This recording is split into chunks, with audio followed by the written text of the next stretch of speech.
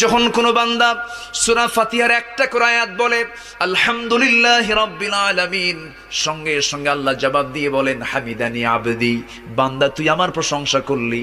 আর রহমানির রহিম যখন বলে আল্লাহ বলেন আসনা আলাইয়া আবদি। মালিক ইয়াউমিদ্দিন যখন বলে আল্লাহ বলেন মাজ্জাদানি আবদি। এরপরে যখন বলে ইয়াকা না'বুদু ওয়া ইয়াকা নাস্তাঈন পর্যন্ত যখন বলে আল্লাহ বলেন বান্দারে তুই আমার কাছে কি চাস, প্রাণ খুলে চারে বান্দা। ইহদিনাস সিরাতাল মুস্তাকিম থেকে শুরু করে নিয়া ওয়ালাদ-দাল্লিন পর্যন্ত যখন বান্দা বলে তখন আল্লাহ বলেন বান্দা নামাজের মধ্যে এমন প্রেমের খেলা খেললি বান্দা, তুই যা চাইলি সব আমি আল্লাহ কবুল করলাম।